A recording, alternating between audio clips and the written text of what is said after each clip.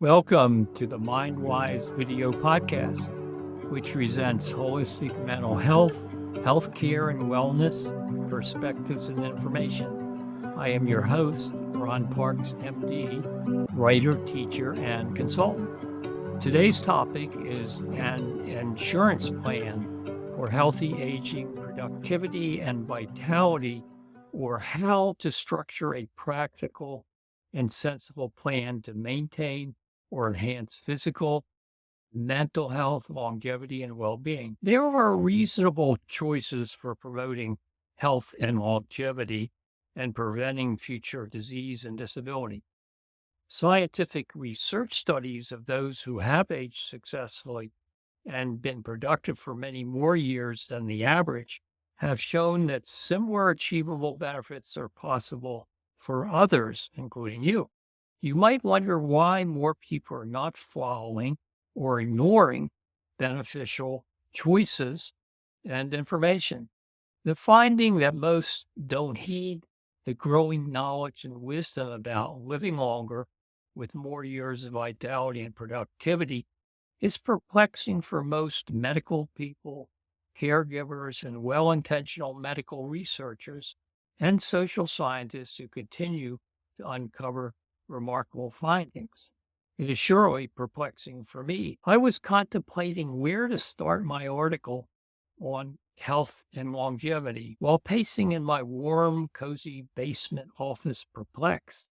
I spotted across the room on one of my bookshelves a closed blue and gold patterned box with an oriental motif, very colorful to the eye. Kai's profound gift. I remembered the warm and valued friendship I had with a chef and Chinese restaurant owner who was attending a course on macrobiotic nutrition, food choices, and cooking in the majestic western Massachusetts mountains. It was a popular trend then, and I was interested in exploring alternatives. It was a valuable experience, but I mostly appreciated it because I met a new valued friend.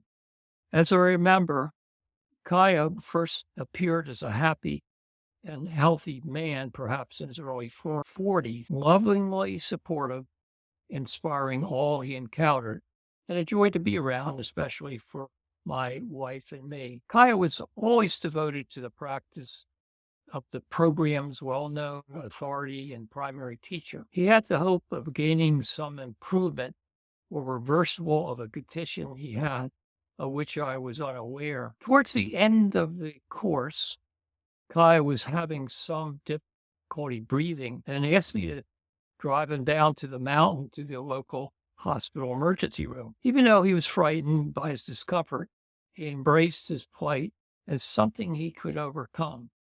He was confident that he would find the way to the best of his ability and his traditional and naturally oriented way of life and self-care. We talked, shared some of our deepest thoughts and convictions. There was a bond and a deep feeling of friendship in our urgent journey down the mountain to whatever his felt destiny was to be. Kai told me that a tumor, small at first, was growing in his chest. He and his family had been following natural ways of supporting health and well-being for generations. He felt his path was his own and his choices would be the best for him. Once at the hospital, an X-ray showed cancerous growth interfering with his breathing.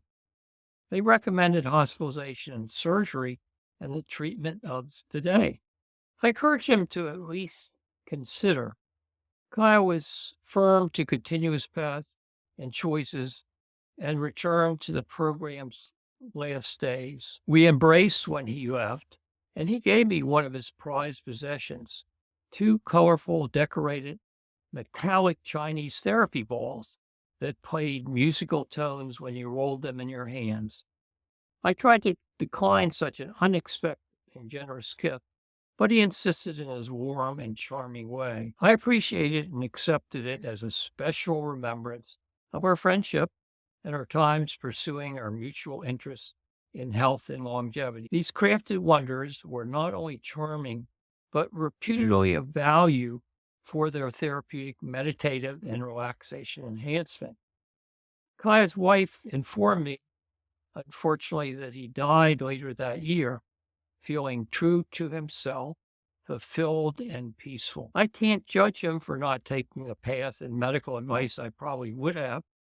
Apparently, something deeper influenced his choices, possibly that his survival would have benefited from interventions recommended. The flow of life influences challenges and choices. With a warm remembrance of my friend, I picked the Chinese therapy balls up out of their colorful box, rolled them gently in my hand with the sweet tones emanating from the interior of the hollowed spheres, and thought about the flow of life and constant changes and challenges confront us. I was reminded of the powerful influence that affects our choices. We hope our decisions will alter our destinies and counter the influence of past poor karmic choices and actions. Then I launched into my writing with respectful reverence for the topic and acknowledgement of the limitations of what we think we know and what is knowable,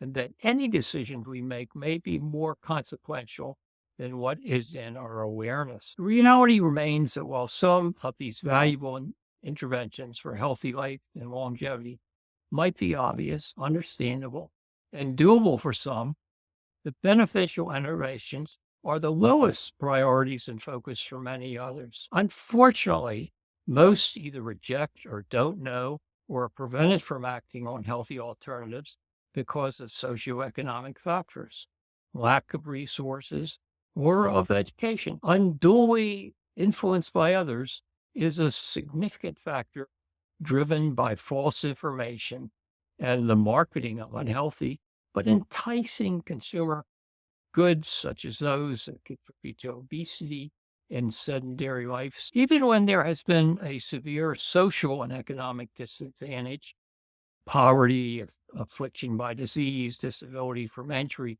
or illness related to family genetics, some people have, against the disadvantages, optimized their time alive with life-sustaining and enhancing. Studying the actions taken when there has been obvious benefits has been worthwhile in finding and documenting the best alternatives for those with unfortunate circumstances, high risks, and challenges. Choosing the best options for mental, emotional, physical, and spiritual health. The positive health and longevity choices, at least to the best of current knowledge and scientific investigation, stem from studies and research in specific illnesses, significant public health interests, as in work on preventing medical illnesses, cardiovascular, heart disease, mental decline, and degenerative brain disease. When specific degenerative health conditions are carefully examined, such as dementia and Alzheimer's,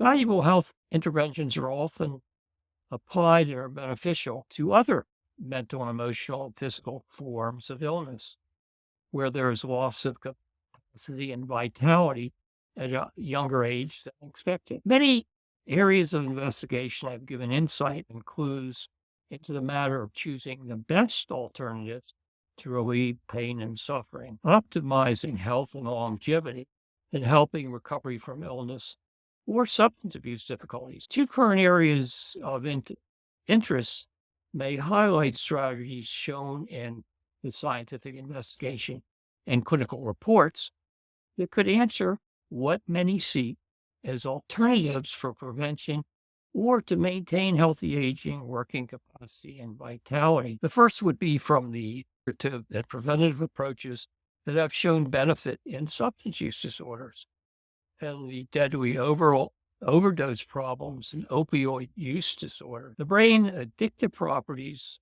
are an essential part of the conversation here, especially in terms of behaviors that are detrimental to our health and well-being. Understanding the substance abuse and addictive behavior to also illuminate why we have destructive habits and don't follow or make wiser decisions. Using opioids has grown beyond medical use for pain management to abusive use of derivatives such as heroin and fentanyl, now morphed into an epidemic of overdose deaths. The second area would be the preventive strategy shown in current medical research and clinical studies for dreaded degenerative and debilitating illnesses afflict the brain and nervous system.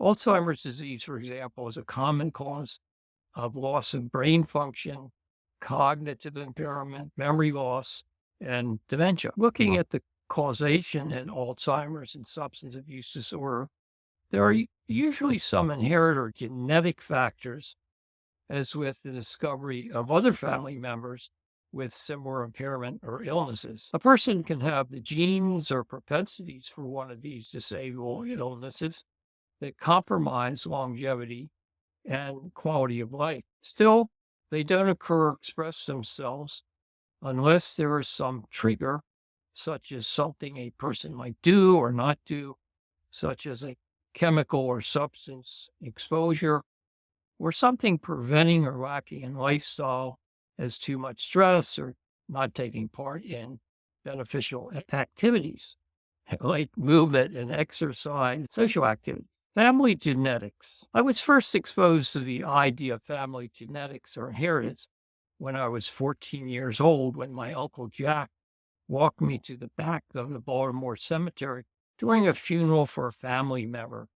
He showed me the tombstone of my grandfather. My uncle said, "Pay attention to how this tombstone is tilted far to the left. It is a reminder that your grandfather was a drunk and made all of our lives miserable, especially after he deserted my mother and all of his kids.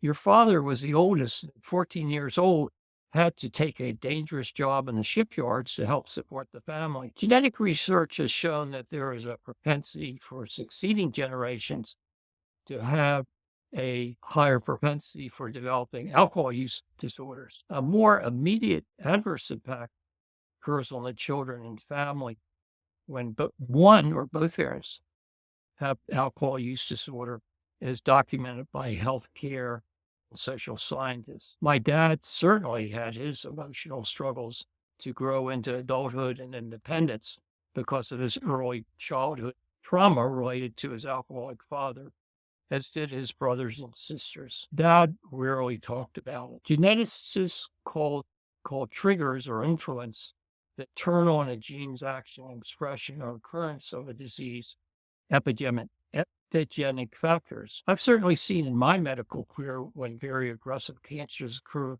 after a person became weakened by several significant stressors, life setbacks, and losses. Of course, there are many unexpected diseases, some at an earlier age than expected, where there is no family history, genetic propensities, or identified lifestyle issues. So we continue to observe, monitor, measure, and make predictions, and provide the best studied strategies and recommendations to prevent or lessen pain, suffering, and disease. I realize with humility that our medical science is far from knowing all that will be knowable in the future.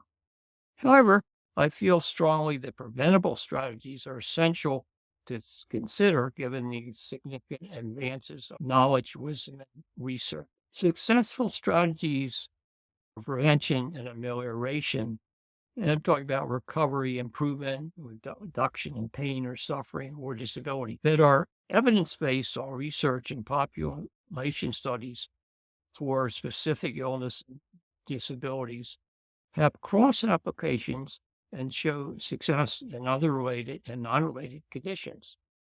So doing some of the same things will be helpful and preventative. From such information, it's possible to develop a more extensive, personal, overall program focusing on vital, specific actions that are doable for individuals and necessary to build a comprehensive preventive strategy. A developed program would also give insurance or confidence in the future that preventing adverse conditions or improving or recovery from existing medical or emotional or mental health problems highly likely. Tips and points to ponder for disease prevention, optimizing health, longevity, and recovery. An insurance plan, spelled ENSURANCE. 1. I have an older brother who spent most of his career developing and running an insurance agency. I understood that insurance products were like a safety net for providing financial help after an accident, injury, or death. Insurance products or contracts protect someone from future losses such as damage, theft, illness, or death in exchange for the payment of a premium. The concept of an insurance plan can be reimagined and applied to developing a person insurance plan to ensure a better, healthy future. Such an undertaking is best accomplished in collaboration with someone experienced in preventive and holistic healthcare.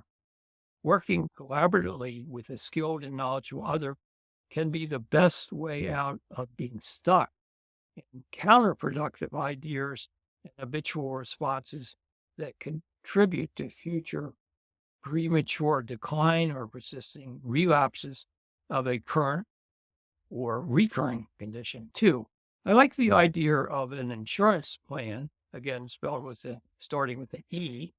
The term insurance is preferred as it implies ensuring that an outcome would most likely occur, be achieved, or become a reality. Insurance itself generally refers to a policy, product, or conduct provides protection against certain risks.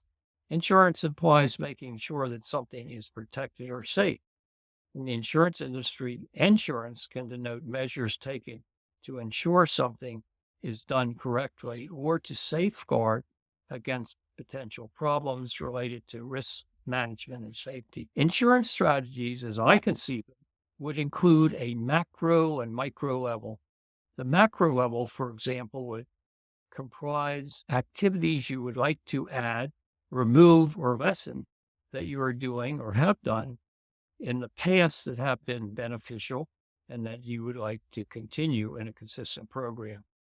A, macro level activities or areas for consideration are things as spiritual practices, such as mindfulness, meditation, yoga, Tai Chi, loving kindness and gratitude practices, insight and dream or other journaling for reflection and insight. If you learn these, you can have your own at-home therapist yourself. Lifestyle dreams or other for reflection and insight. Lifestyle changes such as exercise, nutrition, support in social networks, and career work fulfillment. Activities in place that can be accessible to ensure and bring protections when trigger or compounding situations arise and relapse is a concern, such as having a regular therapist or support person, being in a 12-step program where you go to meetings, receive love and support, and work with a sponsor. Social and nurturing activity, therapeutic safety net availability, recreational sport program, groups or retreats or residential program to get time away and recovery away from overload or toxic situation. An important caveat is that in developing a successful and enduring program, that may mean rather than adding activities and practice to eliminating or reducing the many things already felt as necessary that contribute to overload or overwhelm, which are unnecessary, non-essential, life-draining pursuits. So less, sometimes very much less, might be the key. With careful selection and discernment, one will discover what is most vital for sustaining recovery and thriving. Like the micro adjustments. These are the areas that might seem problematic, that need fine-tuning. As for instance, a person has environmental sensitivities, allergy, poor nutrition, lacks adequate restorative sleep, exercise, and avoids recreational or pleasurable activities. Could be areas that need more consistency or need to be addressed, such as family, children, disruptive situations, a bad marriage, bad work situation. Here's a good one. Keep a daily record for self-monitoring, reflection, and insight. And this is good to see where you are and what you need to work on, or see if anything you're doing is really helping. I usually recommend picking 4 items such as sleep, mood, exercise, your success at journaling, breath work, or what meditation practice, or whatever is in your macro or larger program. Rate each chosen daily item 1 to 4. 1 would be 25 of the best intentions or efforts to 100% or optimal, where we think is about as good as it can be. 4, an insurance program would intend to put a protective framework or mechanism in place to ensure you have the proper resources, reserve, and support when unanticipated events or triggers occur. When adequately applied, the person might avoid future ill health and disability, premature aging, loss of vitality, and functional capacity. With relapse or recurrence of illness and its telltale symptoms, such as seen in a sensitive, overreactive, or vulnerable nervous system, as in mood cycling, you see in bipolar disease or post-traumatic stress disorder, where there's been significant past trauma. The intention would be to inoculate or ensure the person, by doing a consistent regular program, to prevent or minimize severe and painful recurrences, to minimize the instability of cycling and recurrence. The body-mind, 5, the body-mind has a natural, strong inclination to heal, get back in balance, and be healthy, at least most of the time. So a structured, achievable plan of action to do now, to reduce vulnerabilities now, and avoid future health risks should be the highest priority to everyone. Some essentials to building a program are to have activities or ingredients that will nurture and increase the mind-body resistance to unexpected or overwhelming circumstances, plus having resources such as a significant other or a therapist as a backup or support when needed. It is doing consistent activities that will increase mental, emotional, and physical reserve and the capacity to cover or have the endurance to sustain recovery and healing. Success is more likely in a developed, personalized program when carried out consistently over time, especially where there's possibility of collaboration with others or participation with others. 6, the structured, intentional programs could then settle in a positive brain habit as the 90 days to work on a sobriety in a STEP program. The best elements for such a program include past activities that were tried and experienced, mastered, and had positive results, plus what has been recommended by trusted, experienced collaborators or consultants. I will pick up where we left off here and continue in my subsequent posts to develop sensible and strategic health and longevity programs for the motivated and interested. Getting unstuck and gaining insight and wisdom and humbleness. If I get stuck in my writing, I will reflect on my personal and professional experience over the years, or I'll walk across my office room to see the 2 colorful Chinese therapy balls, and remember my friend Kaya. Roll them in my hand and maybe gain some wisdom, insight, and humbleness to move on with vital and challenging topics. I appreciate your interest. Your ideas and comments are welcome. Please share with others. Subscribe to my Substack newsletter and podcast at www.inmindwise.com. All content is created and published for educational purposes only. It should not be considered as a substitute for professional or medical services or guidance. Always seek your healthcare provider's care regarding medical or mental health conditions. This communication is not intended to provide medical diagnosis, recommendation, treatment, or endorsement. Thank you.